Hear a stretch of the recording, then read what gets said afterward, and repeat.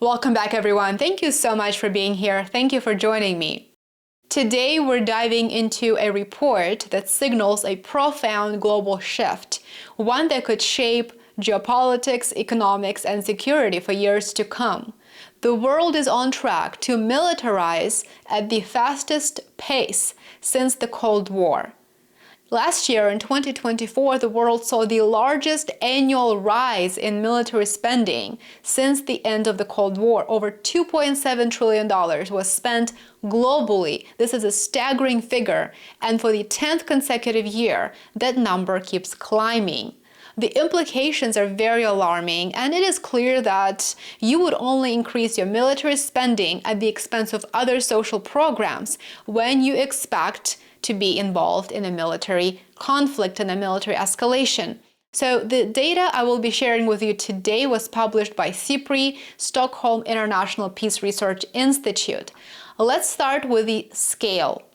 Military expenditures in 2024 reached $2.7 trillion with a T, trillion dollars, with the global military burden, which is the share of global GDP spent on the military, rising to 2.5%.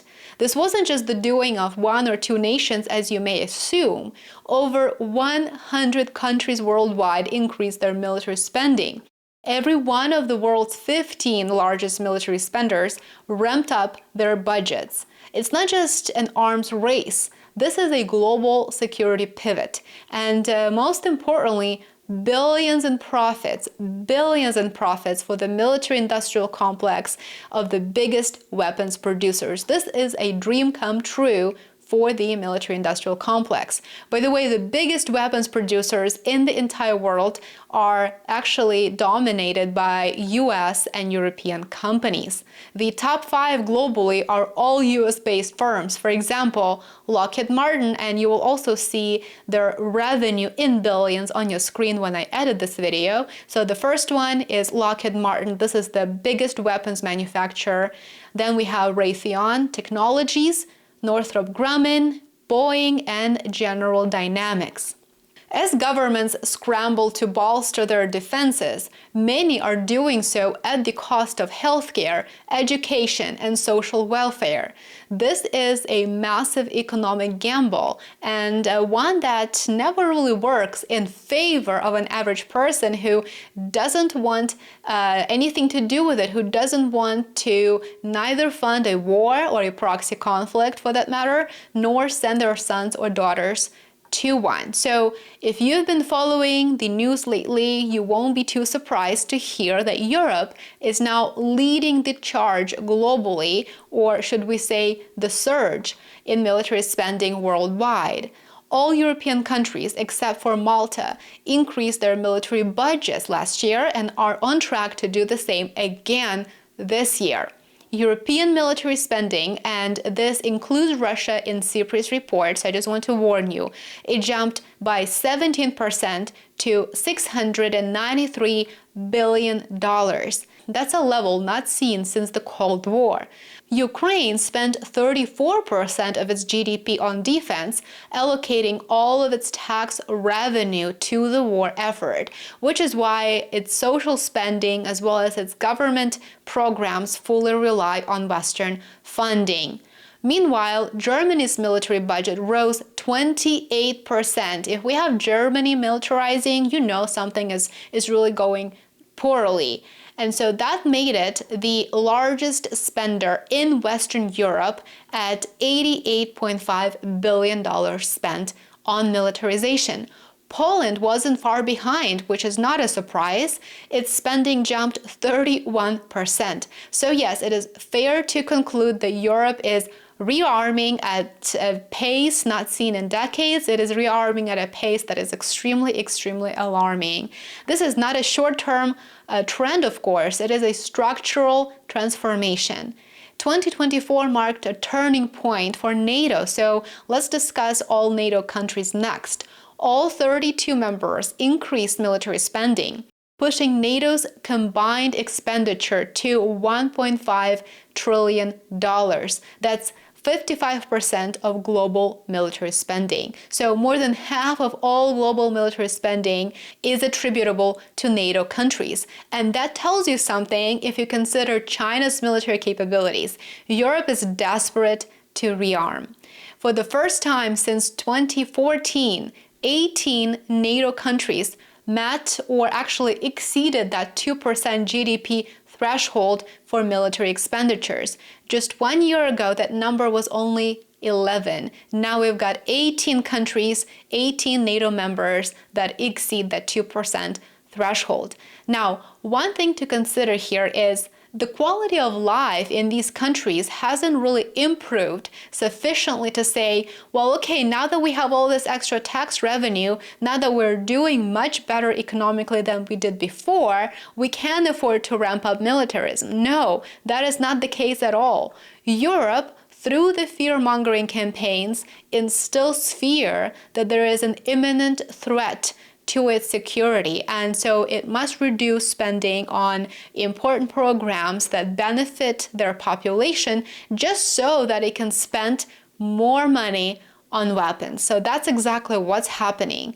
Let's talk about the United States next. The United States spent nearly $1 trillion, or 37%. Think about that. The United States is not at war with any country. While not directly, it is leading several proxy conflicts, but not directly. So it actually ramped up its military spending to 37% of the global total, dedicating much of that effort to nuclear modernization and high-tech capabilities to stay ahead of Russia and China. So does that sound like there is a new arms race? I think it does. It certainly does.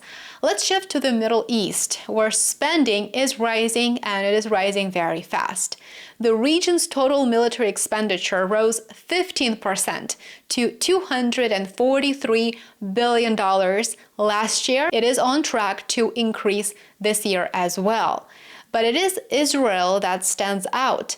Its military budget actually soared 65% to $46.5 billion, which is the steepest rise since the Six-Day War that happened back in 1967. And that's nearly 9% of its GDP.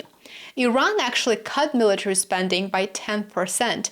Its hands are, of course, tied by sanctions, and it comes at a time when it is facing quite serious threats from its biggest adversary in the Middle East and overseas.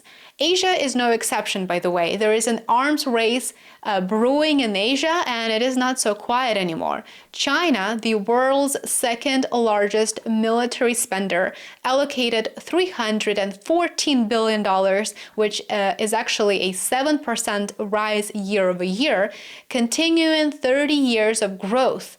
Its focus is far larger in scope than that of the United States. China is focusing on expanding capabilities in cyber warfare, in naval dominance, and of course in nuclear expansion. Japan's spending surged 21%. For Japan, that is a very steep increase, which is the most, by the way, since 1952. Meanwhile, India spent $86.1 billion on militarism, which of course solidifies its position in the global top 5. Even Taiwan increased its budget to $16.5 billion, which is a quite questionable move. As unresolved territorial disputes simmer and nationalism rises in Europe, the region is on edge, and the weapons buildup is definitely accelerating. Globally, other countries made big moves as well, so let's go through those. United Kingdom increased its military spending by 2.8% to $82 billion. France increased their military spending by 6.1%, and it totaled nearly $65 billion. Saudi Arabia spent $80 billion on military equipment, still top in the Middle East, though down from its 2015 peak when it led a war with the United States on Yemen.